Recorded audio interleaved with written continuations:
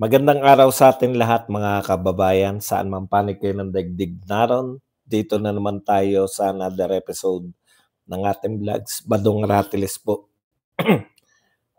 Pag-uusapan, okay naman, tuloy-tuloy naman. Pag-uusapan natin ngayon, ito po, no? Karim Khan, ang prosecutor po ng ICC na siya pong nagpo-prosecute dito po kay Tatay Digong sa kanyang kaso, no, sa dahig, ay pansamantala pong bumaba ng pwesto dahil sa kinakaharap din itong kaso, no? Pag-uusapan po natin 'yan. Pag-uusapan din po natin ito pong patuloy na paglilinis, paghuhugas kamay ni Toby Chanko na sinagot naman po ng mga congressman, no? Dahil po sa kanilang pagkatalo.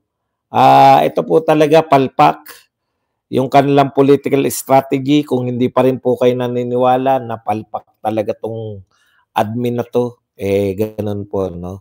Siyempre, ang dami po. Meron po ako nabasa na nahihiwagaan po ako. Bakit daw po ba ako tuwan-tuwa?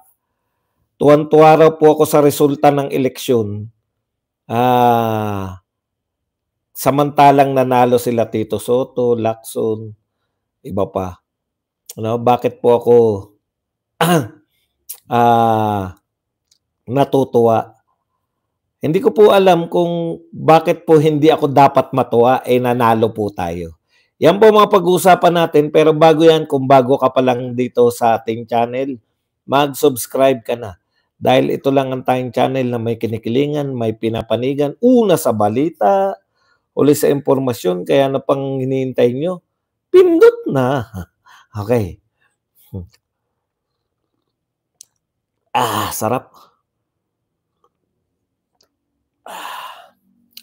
Pag-usapan po natin, mga kapatid. Unahin na natin to si Karim Khan. Totoo ba yung sa title mo, boss? Ano ba yung title ko? Si Karim Khan? Opo, yung ICC prosecutor po pansamantalang bumaba sa pwesto dahil po sa kanyang kasong kinakaharap, no? Kung titignan po natin, yung buong ICC po, malaki po ang problema sa United States of America, no? Dahil sa patuloy nilang pakikialam, gusto po nilang imbestigahan yung mga Amerikano at ang mga kaalyado, no? Nagalit na po ng tuluyan. Kasi meron po silang warrant of arrest kay Netanyahu, Prime Minister po ng Israel. Yung Israel po, number 1 po yan na kaalyado ng Amerika dyan sa Middle East. No? Nagalit na po ng tuluyan kasi po pati Amerika gustong imbestigahan itong hindi naman po mga miyembro to. Etong Israel, USA, sama na natin ang Pilipinas, hindi naman po mga miyembro to ng nagpakalat na naman ako ng fake news. Alam mo, wala akong panahon sa'yo kung sa tingin mo fake news yan. Bahala ka sa buhay mo.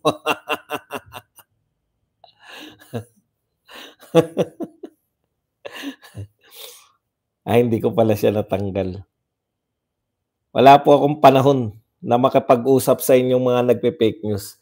Ito po, para po sa mga kaliwanagan po ng nagsasabing fake news. Ito po ay balita sa buong mundo ngayon. Ayan, nag-step down pansamantala si Khan, ano na ang pangalan nito? Lagi ko nalilito kasi kay Karim Khan, tsaka kay Amir Khan. Nag-step down po siya. Yan nga po, no? Malaki po problema niya ang ICC niyan kasi mahilig po sila makialam dito po sa mga hindi naman miyembro. Sama na natin yung Pilipinas.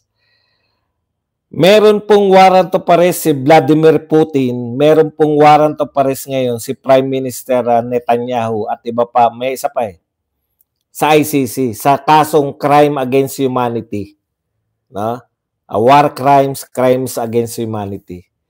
Mahilig kayong makialam. Hindi niyo naman kasapi. Hindi niyo naman member. Wala naman kayong jurisdiction. Okay, ang pagkakaiba lang po ng Pilipinas at saka ng Israel at ng Russia, hindi po pinapansin ng Israel at ng Russia yung mga warrant of arrest na to. Bakit? Kasi hindi naman sila miyembro ng ICC. Alam nila lahat na ito ay pautot lang ng ICC. Wala po kasing pondo ang ICC. No? Kinakailangan po nila na maipakita yung mga galit po, mga bansa pong galit sa Israel at bansang galit sa Russia. Kinakailangan po nila ipakita na nag-issue sila ng warrant of arrest para po manatili silang pagpopondo. Popondohan po. Yan po yan eh. Umaasa lang po itong ICC sa pondo po ng mayayamang bansa. Okay. So kung mayayamang bansa po galit sa Israel at galit sa Russia, ganun din, galit din po sa Pilipinas. Pag nag-i-issue po sila ng mga warrant of arrest, ano po talaga to? Talagang, sige, okay pala kayo. Eto pondo nyo. Yan po yan eh. Fundraising po nila yan eh. Si Tatay Digong, bahagi po ng fundraising nitong ICC na to. Kasi hindi tayo kasapi eh. Alam niyo ibig ko sabihin? Pagpo-promote lang yan. Okay. Ngayon, kakaiba po dahil alam po yan ng Russia at Israel na sila ay ginagamit lang ng ICC para magkapondo. Pero ang Pilipinas, kakaiba po sa pamumuno po ni BBM, isinuko po natin yung dati nating presidente. At ngayon po ay naroon po sa ICC, kasalukuyan pong naging tourist attraction. Tourist attraction. Ngayon sa Dahig, Netherlands, itong si Pangulong Duterte. Okay. Iba pa po to. So, bilang ganti ng US, pina-freeze, no? Freeze po ng US yung lahat ng asset, hindi lang po ni Amir Khan. Kung hindi, Karim Khan pala. Kung hindi, lahat po ng asset ng lahat ng mga opisyales ng ICC. Apektado po sila. Iba pa po tong kaso ni Karim Khan na sexual, no? Sexual misconduct. Ayan. Nakakahiya naman. Bakit kayo nakikialam sa Pilipinas? Thank you very much kay Chang Kabuto sa 25 pesos na pangkape. Bakit kayo nakikialam sa Pilipinas? Kasi gusto nila na anong tawag doon? Sila yung tagapagtanggol ng mga naaapi, no? 'Di ba? Ganun yung gusto nila, pandaigdig ang tagapagtanggol ng mga inaapi. Yan yung gusto nilang palabasin sa ICC. Pero yung mismong prosecutor nyo ay may kaso ng sexual misconduct. At ito po ay sinumpaan sa United Nations. Iniimbestigahan po to si Karim Khan ng United Nations. United Nations po, mas kinikilala, United Nations, totoong samahan. Ito pong ICC. Ito pong ICC, sino lang ang kumikilala dyan? Yung United Nations po, kinikilala po yan ng mga majority ng mga bansa sa buong daigdig. Okay. Ngayon, siguro napapahiya na yung ICC. Bakit kayo manghuhuli ng mga may kaso sa ibang bansa samantalang yung prosecutor ninyo malaking yung nag-uusig, no? Kung sino pa yung nang-uusig, may kaso din. Kaya po, eto pong si Karim Khan, napilitan na po siya. Nakakahiya naman sa ICC. Takang-taka nga ako rito eh. Takang-taka nga ako sa mga human rights. Wala bang human rights yung sinexual assault, sinexual misconduct nito ni Karim Khan? Oh. Bakit tuwan-tuwa kayo pag nagpapakulong si Karim Khan ng mga world leaders? O pero dehinbokiki kayo sa kaso ni Karim Khan. 'Di ba? Minsan itong mga human rights group, ano to eh, kung saan lang sila napapaboran eh. Okay, anyways, ano daw tong kinaso? Hindi naman natin i-detalye, pero ayon po dito sa isang Malaysian lawyer, ayan po, sabi ng isang Malaysian lawyer, ayan,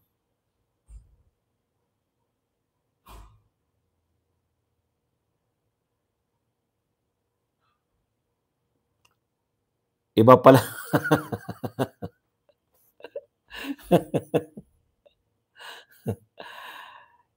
Ay sa ilang beses po na sila po ay pinuwersa siya, no? Siya po ay pinersa na makipagtalik sa kanyang boss. Boss niya si Karim Khan eh. Isa pong lawyer to under ng ICC. Siyempre, alam niyo po yung yung mga amo, yan po yung sexual harassment eh. Hindi la eto meron nangyayari sa kanila, no? Na sa ilang pagkakataon daw po sa mga paglipad nila sa iba't ibang bansa, binanggit yung mga bansa eh. Hindi ko na makita yung mga bansa. Kasama na mismo doon po sa bahay ng misis ni Karim Khan. Ay nagaganap itong mga advances o yung mga hindi yung mga may termino diyan eh. Yung sexual act na tinututulan nitong attorney, pero napipilitan daw siya napilitan ayon sa testimonya nitong Malaysian attorney. Napilitan siya na hindi magsuplong kasi nga baka matanggal siya sa trabaho, meron pala tong nanay na nasa ospital. Intindi, no? Intindi ng buhay, no? Okay. Yung anong tawag dyan? Yun na po, alam nyo na yung ibig ko sabihin, no? Amo niya si Karim Khan, takot siya na mawalan siya ng trabaho, pero nagtestimonya po siya dito po sa United Nations Court. Okay. Dahil dyan, sa kahihiyan ni Karim Khan na idinudulot nito sa ICC, napilitan na po sila na pababain na sa pwesto. Malamang hindi po kusa to. Napilitan na yung pababain sa pwesto. Ngayon, ano po epekto niyan sa tingin natin, no? Malaki po epekto niyan sa kaso ni Tatay Digong. Hindi naman po automatic na dahil nag-resign lang. Meron namang assistant prosecutor. Pero kaya ka nga assistant lang eh, di ba? Kulang ka pa, hindi ka pa bihasa sa pagpe-prosecute. Kaya mas lumaki po yung tsansa ng ni Tatay Digong na mapalaya. Alam nyo, ito may napanood din ako. Kung napanood nyo po yun, napanood nyo rin po sana yung yun pala, nakalimutan ko, no email access. Ibig sabihin, nahihirapan po sila na makipagtalastasan maski sa mga tinatawag na biktima di umano ni Tatay Digong. Alam nyo, wala naman talaga kayo dapat problema, no? Prof. Buds Eddie rape. Hindi ko po alam kung bakit ganun po yung sa atin, simple lang yan, rape yan, di ba? International po to. Yun po yung problema eh. Yan nga po yung sinasabi ko, magkakaiba yung culture natin. Baka sa culture nila, hindi po rape ang tawag doon. Sexual misconduct. Sa atin kasi, pag tumutol, kahit asawa, di ba? Pag nagsabing no, rape yun, marital rape, etc. Okay. May epekto po ba yan sa kaso ni Tatay Digong? Malamang, di ba? Wala na sila sa concentration eh. Yung ICC naman po, hindi naman po pinagbigyan sila na extend. Kaya po pala sila natataranta. Sila na nga yung nagdemanda. Kita nyo ha, tignan nyo to ha. Sila na yung nagreklamo kay Tatay Digong. Sila pa yung humihingi ng extension. Alam niyo yun, para pangangalap ng mga ebidensya laban kay Tatay Digong. Hindi po sila pinagbigyan ng ICC. Ibig nyo sabihin, pinakulong nyo na yung tao, kulang pa pala ebidensya nyo. Kung ako judge, ganun eh, di ba? Kayo, pinakulong nyo na muna, tsaka lang kayo maghanap ng matitibay na ebidensya. Doon pa lang eh. Palagay ko, walang kahinat na niyang kaso na yan ni Tatay Digong.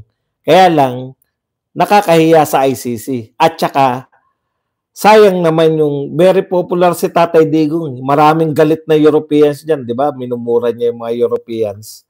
Sinasabi niya na tapos na yung panahon ng pagiging imperialista nyo. Galit kay Tatay Digong karamihan dyan sa Europe. Kaya gusto nilang, alam nyo, tayo ba? Ang daming kasalanan ng mga yan. Ang daming sinakop ng mga yan. Tayo ba nagtangka na litisin sila rito sa Pilipinas? Kaya po, huwag kayong mag-alala. The day of reckoning is coming. Yan po, natalo na po sila. Punta na po tayo rito muna, no? So, Karim Khan, masyado kayo mapagmalinis, no? Uusigin nyo yung isang Pilipino sa krimen na hindi naman niya ginawa. Hindi po krimen yung mag-conduct ng war on drugs. Yun lang po masasabi namin. Hindi po yan krimen. Okay, punta na po tayo dito po sa pangalawang kaso. Sabi po ni Toby Chanko, impeachment is self-inflicted wound, no? Kaya raw po natalo sa Mindanao. Mindanao kasi yung nila eh. Mindanao talaga yung malaki nilang ikinatalo.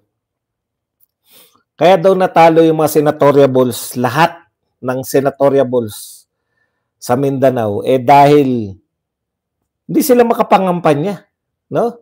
Hindi raw sila makapangampanya eh.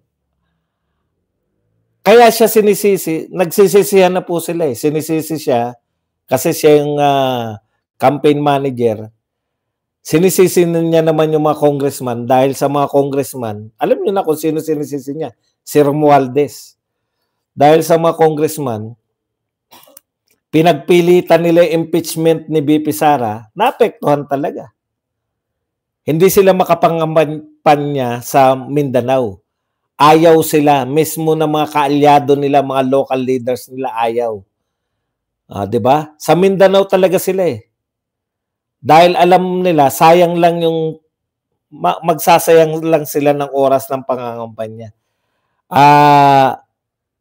Ang diskarte nila, ang ginawa nila, kanya-kanya na lang. Kumbaga, nag-give up na sila noon pa lang. After ng impeachment ni BP Sara, yung in-impeach siya ng mga congressman, kita nyo, ang sisi ni Chanko. Hindi rin naman, ang habol kasi nila, akala nila pag na-impeach si BP Sara, babagsak yung popularidad. Hindi ko maintindihan kung sino po nakakaisip nun. Ikalawa, akala nila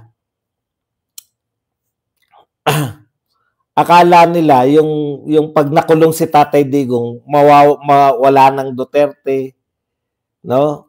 Madidiskaril nila. Sa totoo lang, protest vote po yung naganap. Ako, mas naniniwala ko, simple lang mag-isip si Bato, pero mas makatotohanan yung sinasabi ni Bato. Kailan ka pa naging political? Okay na yan. Wala akong panahon sa inyo ngayon. Kung may problema kayo sa pagiging political analyst ko, hindi po ako nagka-claim na political analyst, vlogger lang po ako. Kayo lang nagsabi na political analyst ako, never ko pong claim. Okay. Mas maganda po yung sinasabi ni Bato. Ano sinasabi ni Bato? Kaya niyong i-12-0 sana eh. Ano ba naman wala naman talagang pondo. 'Di ba? Kanya-kanya lang nga eh.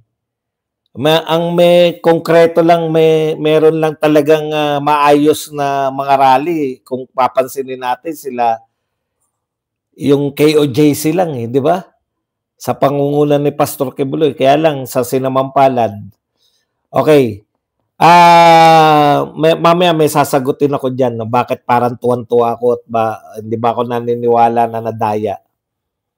Dito muna tayo kay Toby Chango. Siya kasi ang campaign manager, kaya lahat ng sisi sa kanya. Pero ayaw niya masisi. Di ba? Ayaw niya masisi, kaya binabalik niya sa mga congressman sa pamumuno ni Romualdez.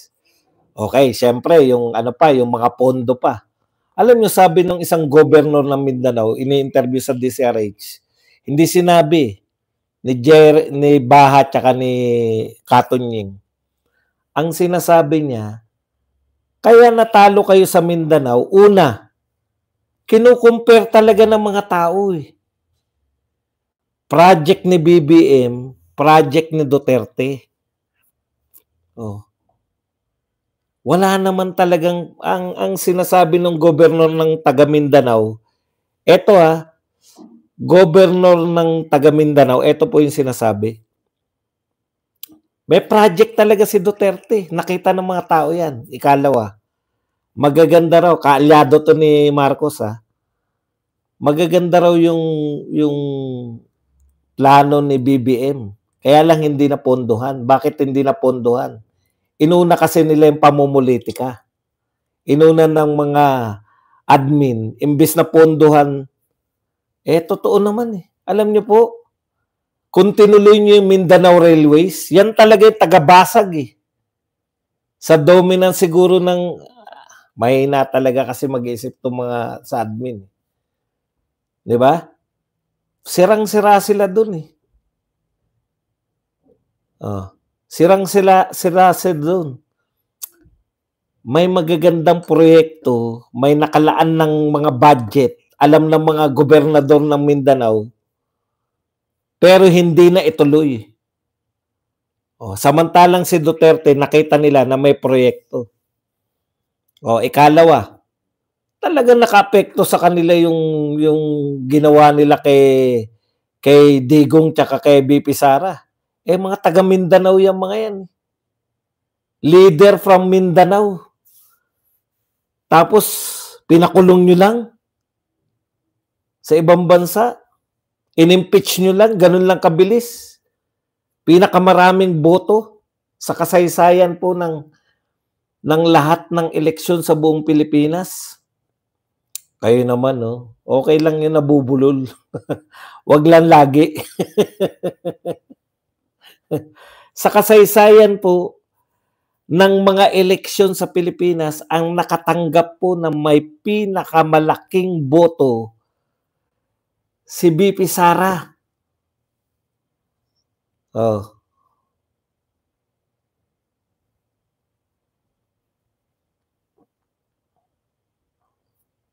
Tapos, i-impeach nyo?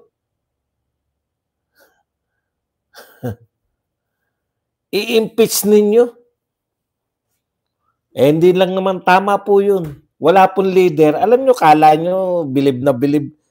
Kala nyo may bibilib. Wala pong leader na bibilib sa isang leader na sinusuko niya yung mamamayan niya. Talagang zero daw sila sa Mindanao. Wala talaga. Wala talagang boboto sa kanila sa Mindanao. Ito po, sumagot po yung mga congressman. Si Asidre, sabi ni Asidre, paano mangyayari yun? Sabi ni Asidre, tignan lang natin. 36 out of 44 daw sa Mindanao congressman na sumuporta sa impeachment ay nanalo. Kita mo? 36 out of 44. Ibig sabihin, ilan yung natalo? May natalo eh. Di ba? Kahit bawalo lang yan eh. Okay. Ikalawa, hindi na masyado nakasentro sa, alam mo Asidre, hindi ko alam kung ngayon ka lang nanungkulan, no? lawakan nyo naman yung pangunawa nyo. Ang sinasabi ni Chanco, natalo yung mga senador. Hindi niya sinabing natalo yung mga congressman.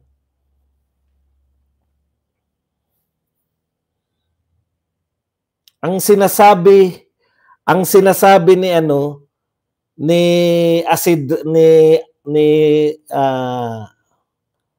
Chanco, napakasimple. Hindi binoto yung mga senador kasi ayaw nilang ma-impeach si BP Sara. Kaya hindi sila bumoto ng alyansa senators. Ang binoto nila yung mga sasagip kay BP Sara. Yung mga boboto pabor kay BP Sara. Anong kinalaman ng nanalo yung mga congressman doon? Di mo naiisip eh. Di ba? Eh yan, kayong mga congressman, mananalo at mananalo kayo. Mananalo kayo. Kayo lang naman ang kilala dyan eh.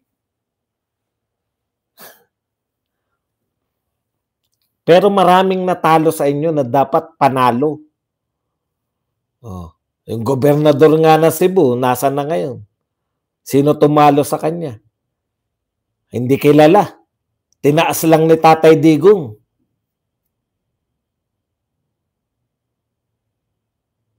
Mga leader ng Mindanao yan eh. Si BP Sara tsaka si Tatay Digong. Sila ang kauna-unahang presidente na galing ng Mindanao, tapos maganda naman yung palakad for the first time. Nakaranas yung mga taga Mindanao na ganito pala pag may presidente.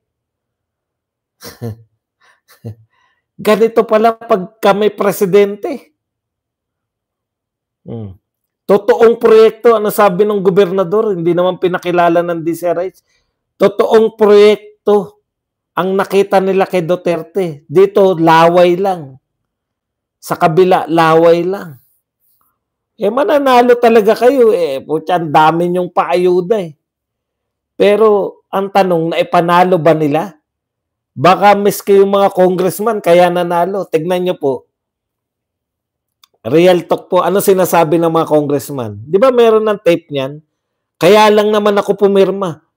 Kaya nanalo yung mga yan kasi naghugas kamay sila sa pagpirma.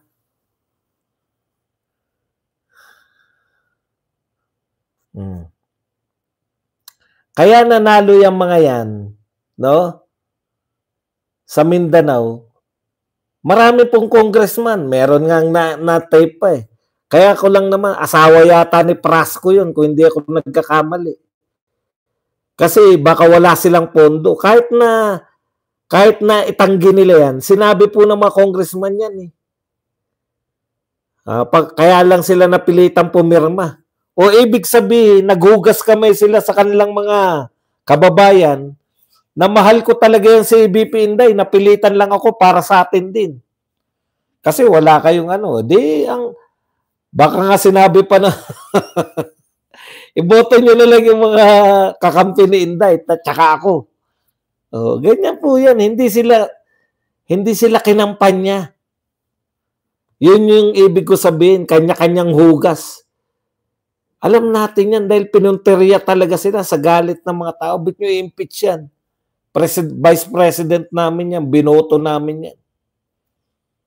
Sinabi rin ba ni Toby Chanco yun? Wala kasi rito sa balita eh. Self-inflicted.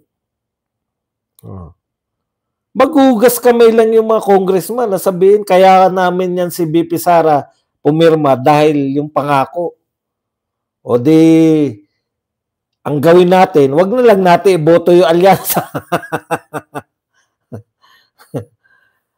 Kahit po, nagtataka pa ba kayo na hindi alam ni BBM? Nililigtas lang naman nila si BBM eh. Kita niyo yung sinasabi ni Chanco, bakit ligtas si BBM? Kasi hanggang impeachment lang siya ni BP Sara. Hindi naman po doon lang nagalit eh. Lalo, galit na sa impeachment yung mga taga Mindanao at Visayas. Ayaw nila isama yung Visayas eh. Pero mas lalo sila nagalit. mas lalong galit na galit yung mga taga Mindanao, taga Visayas nung pinakulong nyo si Tatay Digong. Yan ba naman may tatanggi nyo pa? Okay. May mga komento po ako naririnig. Hindi naman ako nasasaktan. Bakit daw tuwan-tuwa ako sa nangyari yan, si Jock Prasco. Nakalimutan ko lang yung pangalan. Basta anak ni yun. Manugang ni, di ba? Ni Gwen. Pero nanalo rin yun. Kita nyo nga, nanalo yun. Bakit nanalo yun? Naghugas kamay. Pucha, yung biyanan niya, pucha, kung bumira kay Duterte, kahit hindi ako Bisaya hindi ko lang mabanggit kasi, pucha, mamaya mali interpretasyon ko Okay, balikan lang natin, no? Alam niyo po, Badong, sabi nung isa sa akin tuwan-tuwa ka. Bakit ka tuwan-tuwa sa naganap na eleksyon? Tuwan-tuwa ka ba nanalo si Lacson, si Tito Soto? Ha? Kaya po ako tuwan-tuwa dahil panalo po tayo. Katunayan na panalo tayo. Nakita niyo nagsisisihan sila. Alam niyo po, eto po ibahin po natin Okay. Ako po natutuwa kasi objective ko po, kaya ako nangangampanya ng Duterte +2. Para po, ang main objective naming mga Duterte supporters, mailigtas si BP Sara mula po sa impeachment. Pag naligtas natin si BP Sara, nililigtas natin yung Pilipinas. Dahil si BP Sara na lang yung pag-asa natin. Di ba kayo naniniwala na nanalo tayo? Kinakailangan ko pa bang spelling sa inyo? 5 lang ang pumasok sa alyansa. 5 din sa atin. 2 paningit. Hindi na maalyansa si Kiko tsaka si Bam Di ba? 5-5. Okay. Di tabla lang pa dong, hindi po tabla. Ilan po ang boto ni Bongo? Atin yun si Bongo Si Bongo po, no? Si Bongo po ay bakit mo ipupus si Toby Chanko kalaban? Wag na natin pakialaman yan, sila na lang magsabong. Majority pa rin sila Bakit nyo ipupus si Toby Chanko? Nililigtas niya nga si BBM Ang point ko, sinisisi niya yung mga congressman, nililigtas niya yung amo niya.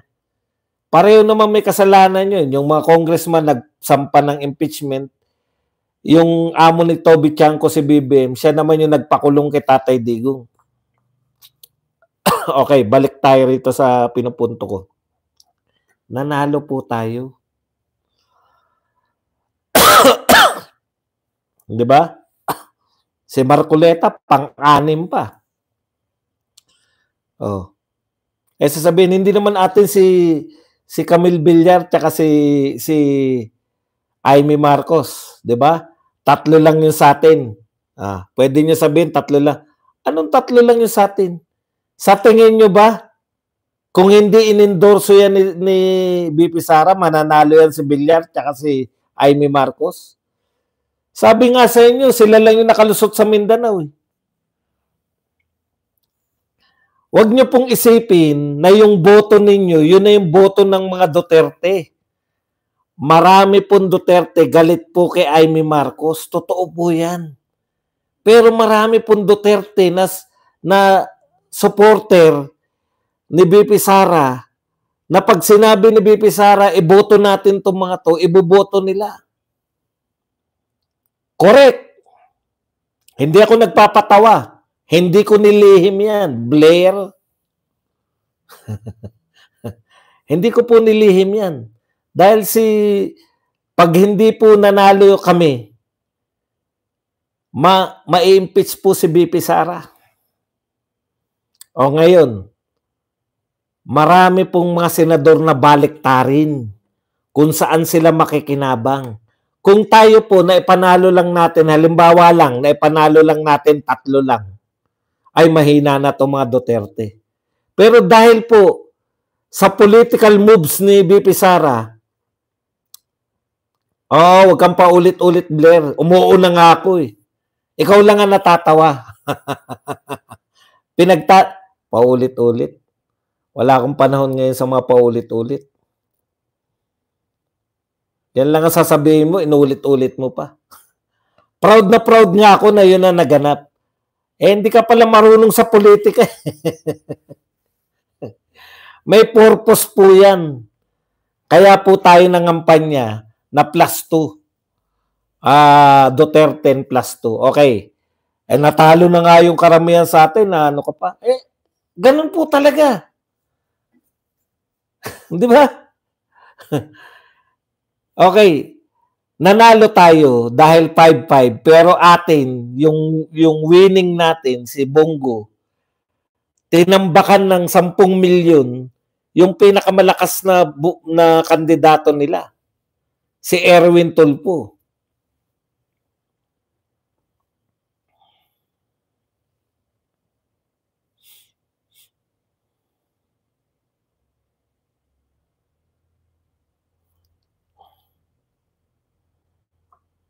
Ano po ang masama doon?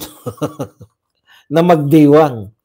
Magdidiwang tayo dahil hindi na po, at saka isa pang pagdiriwang natin, pinakulong na nila sa Tatay Digong, landslide pa po ang panalo. Talo pa rin po yung mga Nograles.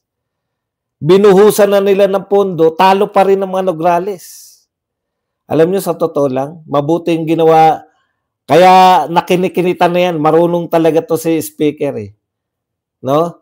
Kung nagkataon po na natuloy po yung kalaban ni Speaker, putya, baka manalo pa yun. Nakakahiya na talaga. Okay. Sa totoo po, yung ginawa po ni BP Sara, sabi ko eh, di ba? Sabi ko po, eto, pag naipanalo to ni BP Sara, credit sa kanya yan. Alam niyan, 2 bilyonaryo yan. Bilyon po ginastos ni Amy tsaka ni Villar. Kaya alam po nila na kinakailangan na natin kumalas dito. Delikado tayo rito. Kinakailangan natin, habang may panahon pa, ma-identified na tayo kay Sara Duterte kaysa ma-identified tayo kay Marcos.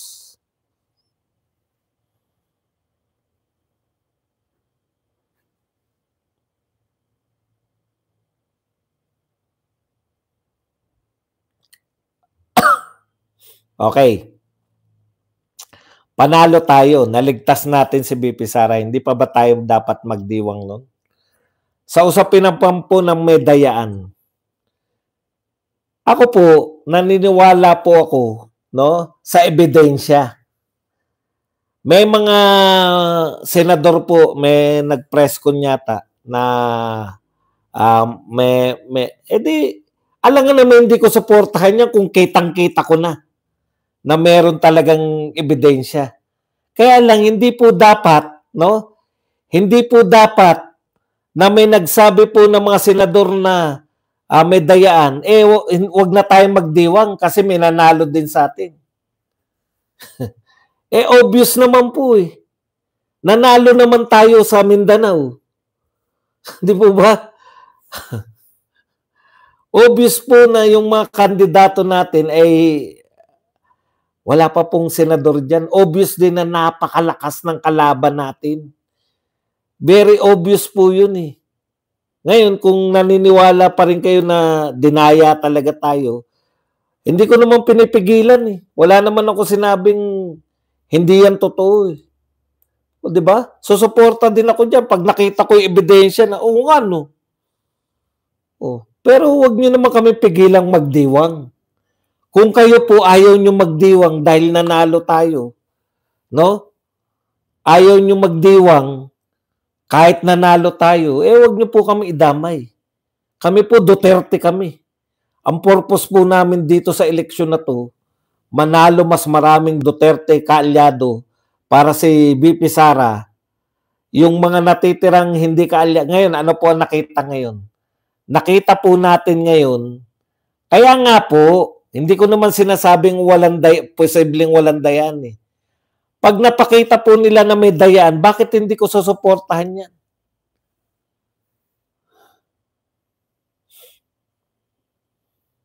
Eh ayaw nyo pala ng number 1 si Bongo, ayaw nyo na number 3 si Bato?